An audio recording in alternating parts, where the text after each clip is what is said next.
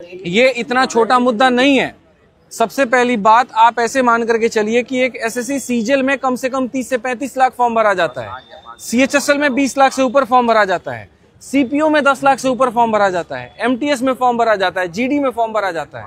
जो एसएससी एक कमीशन है, अगर उसके हम सारे के सारे मिला दे तो कम से कम उसके पास 1 करोड़ से ज्यादा अभ्यर्थी हैं जो उसकी तैयारी कर रहे हैं। मानते कि नहीं मानते? और अगर 1 करोड़ अभ्यर्थी जहां पर तैयारी कर रहे हैं तो वहां पर हमारे 10 या 20 लोगों के प्रयास से बहुत ज्यादा चीजें नहीं बदलने वाली है। ये प्रयास एक बहुत बड़ा होना बहुत जरूरी है और मुद्दे का क्लियर होने के साथ बहुत जरूरी है।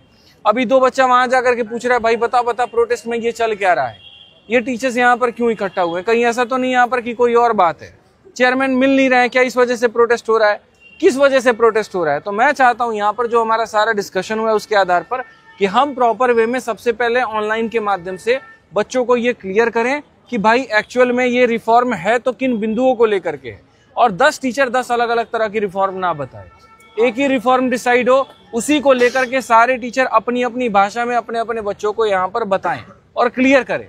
उसके बाद में एक डेट भी डिसाइड हो, एक जगह भी डिसाइड हो, उसकी एक परमिशन भी पहले से लेकर के रखी जाए, क्योंकि अभी 10 मिनट के अंदर में पुलिस वाले पूरा हटाने के फिराक में है। डीसीपी का ऊपर से ऑर्डर आ रखा है, या तो तुम ऐसे मान लो नहीं तो दूसरा तरीका से मनवा देंगे, क्योंकि आदेश नहीं है, परमिशन नहीं है। ये आप सब जानते हैं कि एक रैंडम डिसीजन था यहाँ पर आना, और आना भी इसीलिए था कि ऐसा नहीं कि हम फेल हो गए, आना इसीलिए था ताकि जहां जहां जगह जगह पर हो सकता है।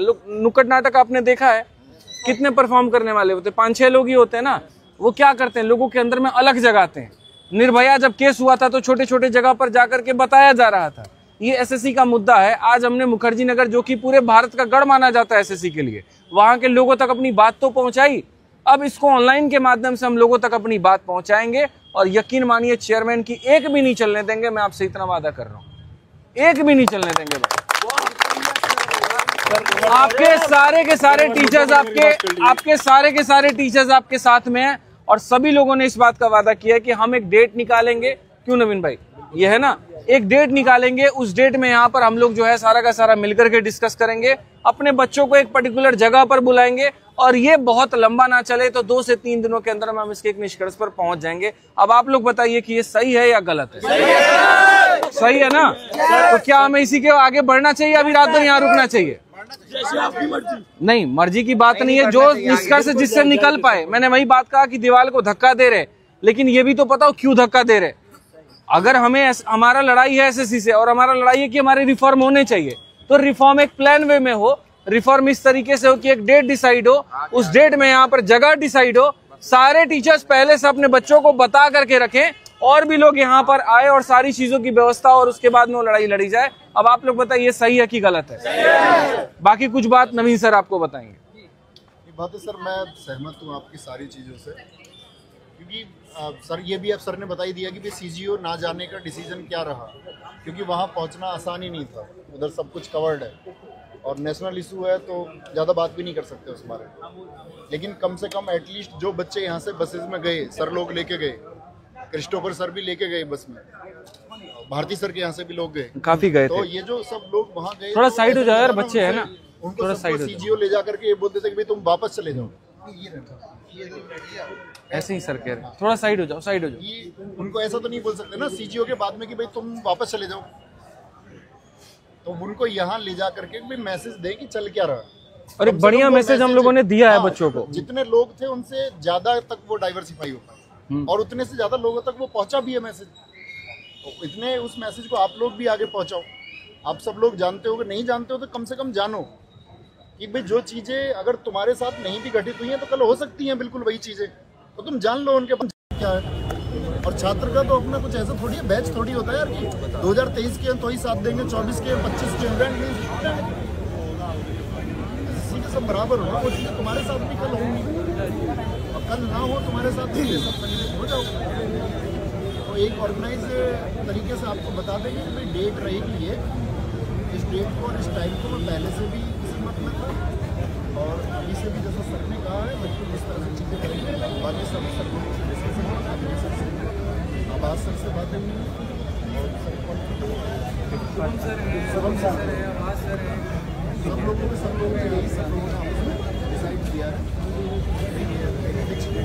और ये मेन मुद्दा यही है कि 2025 और 26 आप लोगों के साथ, आप लोग 2025 और 26 वाले हो, क्योंकि हम ये चीज़ 2023 से देखते आ रहे हैं और 2023 में तो जो देखा उसका कई गुना ज़्यादा 2024 में देखा, और अब उस रेशियो में अगर देखें तो 2025 में और भी ज़्यादा गलत हो जाएगा और तब ज़्यादा बड़ा इशू हो जाएगा। और आप लोगों के साथ जब आपके एग्जाम में गलत होगा तब आप ज़्यादा ठगी महसूस करोगे कि यार पेपर दिया और इतनी ज़्यादा गड़बड़ी हुई, इतने ज़्यादा क्वेश्चन गलत हुए, और जब मतलब 2024 में 800 स्टूडेंट तो वो थे सर जो ओवर एज थे, उनको नौकरी दे दी तो डीवी पहले ना कराने की वजह से। तो सारे रिफॉर्म्स जो हैं वो अभी डिटेल में आपको बताएंगे और वो जेन्युइन रिफॉर्म्स हैं, लेकिन एक डेट डिसाइड करके, क्योंकि देखो आप लोग 2025 और 26 में सिर्फ आपसे काम नहीं चलेगा, आपके 10 दोस्तों से भी काम चलेगा, आपके सारे रिलेटिव जितने भी तैयारी करने वाले उनको जब तक आप कन्विंस नहीं करोगे, जब तक उनको नहीं मनाओगे तब तक ये बात नहीं बनेगी, क्योंकि ये मुद्दा स्टूडेंट का है। ये बात मैंने एसएससी हेड ऑफिस के सामने भी बोली थी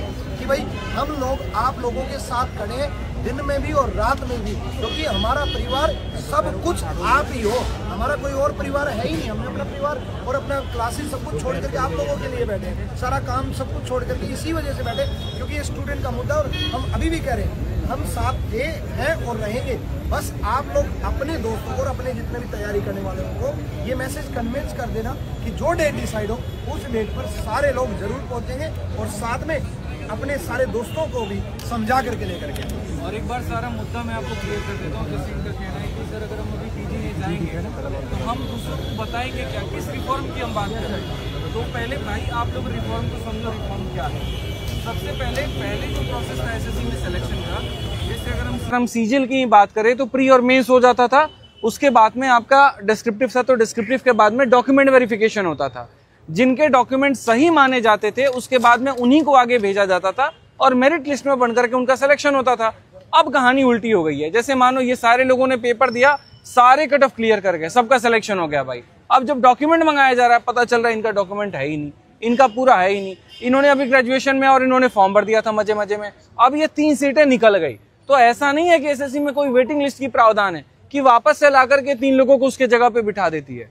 क्यों नहीं बिठा सकती? कारण है ये भाई एमईए के पोस्ट पे सेलेक्ट हुए थे, ये प्रिवेंटिव पर हुए थे और ये मानो यहाँ जीएसटी पर हुए थे और सबके नंबर अलग अलग थे। अब 3 लोगों को वापस से एंट्री करने का मतलब नीचे वालों को कहां पर ऊपर शिफ्ट करना, मतलब फिर से पूरी की पूरी लिस्ट निकालना। तो ये काम एसएससी नहीं कर सकती है। तो ये तो जरूर कर सकती है कि डॉक्यूमेंट वेरिफिकेशन क्या करा दे, पहले करा दे। इससे क्या होगा कि जो सही उम्मीदवार होंगे उन्हीं का चयन हो पाएगा और जितनी भी सीटें होंगी वो पक्के वही लोगों के होंगे जो सिलेक्शन लेना चाहते हैं। तो पहला तो हमारा ये डिमांड है। दूसरा डिमांड यहाँ पर यह है कि जैसे मान लो कि जितने भी सेंटर्स पर वो टाइपिंग करवा रहे हैं, पहले उन सेंटर्स की क्वालिटी चेकिंग कर लें, कीबोर्ड की चेकिंग कर ले। हाल फिलहाल एक लड़की के साथ में ये इशू हुआ कि वो टाइप कर रही थी और बैक स्पेस दबा का दबा रह गया, अब पूरा का पूरा रो ही उड़ गया उसका। मतलब आप ये समझो चारों सब्जेक्ट पर उस लड़की ने कितनी मेहनत की होगी, कितनी किताबें पढ़ी होगी उसने, सब पढ़ करके बहुत शानदार नंबर ला करके और लास्ट में कंप्यूटर में वो फेल हो जा रही है, नौकरी नहीं मिल पा रहा है। तो ये पूरा क्वालिटी इंश्योरेंस किया जाए। तीसरा, जैसे यहाँ पर पेपर के बीच में रफ शीट ला करके देते हैं, कमीशन कॉपी ला करके देते हैं, बच्चा उसे काफी ज्यादा परेशान होता है।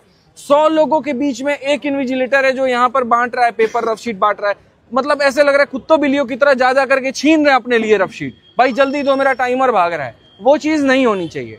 एक क्वालिटी तरीके से चीजें रहे तो ज्यादा बेहतर है। चौथा, उसके बाद में जो हमारा डिमांड है वो ये है कि भाई टीसीएस ही हमारा पेपर कंडक्ट करवाए, कोई और हमारा पेपर कंडक्ट नहीं करवाए, हमें नहीं चाहिए कोई दूसरा। और लास्ट हमारा जो डिमांड है वो हमारा सबसे मेजर डिमांड हो मैं बता रहा हूँ, वो ये है कि ये नॉर्मलाइजेशन वाला ड्रामा बंद हो और इसके लिए मेंस को उनको सिंगल शिफ्ट में करवाना पड़ेगा। क्योंकि प्रीलिम्स जो है हमारा यहाँ पर वो क्वालिफाइंग इन नेचर है, तो मेरिट तो बन नहीं रही है। मेरिट जो बन रही है वो मेंस पर बन रही है और मेंस पर अगर मेरिट बन रही है तो मेंस अगर एक शिफ्ट में होगा तो ये जो इस बार ड्रामा हुआ है यहाँ पर 18-20 वाला वो नहीं रहेगा और नहीं रहेगा तो इससे फायदा होगा। हालांकि इसके अलग भी अलावा और भी मुद्दे हैं। अब इसके अलावा जैसे जेएसओ का मुद्दा है, भाई बाकी चीजों में वेटिंग लिस्ट नहीं लाया जा सकता लेकिन जेएसओ में वेटिंग लिस्ट लाया जा सकता है, बट उसके भी थोड़े से अलग प्रॉब्लम्स है, फिर वो नीचे वाले ऊपर शिफ्ट हो जाएंगे। अब जेएसओ में क्या हो गया, सिलेक्शन वही बात है, सबके हो गए हैं, सारा का सारा सिलेक्शन हो रखा है, लेकिन 2 लोगों ने ऐसे किया, फॉर्म में शुरू में पूछा गया था कि क्या आप यहाँ पर एलिजिबल हैं जेएसओ के लिए, उन्होंने टिक कर दिया, अब वो एलिजिबल ही नहीं है तो वो सीट भी खत्म हो गई वहां। तो ऐसे कई सारे मुद्दे हैं, बट मेजर मैंने आपको 5 बता दिए और ऐसा नहीं इसके अलावा कोई और मुद्दा नहीं हो सकता। और भी छोटे छोटे मुद्दे हैं जिसको लेकर के हम डिस्कस कर सकते हैं, जैसे कि वेटिंग लिस्ट है। अब वेटिंग लिस्ट अपने आप में इतना बड़ा मुद्दा है यार। मैं अभी इंटरव्यू ले रहा था सीजीएल वाले बच्चों का, ठीक है, मैं नाम डिस्क्लोज नहीं करूंगा, बट एक बच्चा नहीं, कम से कम 10 बच्चे मुझे ऐसे मिले, एमटीएस में भी सिलेक्टेड, फिर सीएचएसएल में भी सिलेक्टेड और फिर सीजीएल में भी सिलेक्टेड। एसएससी मोटिवेट होती है तो साला बुलेट ट्रेन बन जाती है, नहीं होती है तो बैलगाड़ी बन जाती है।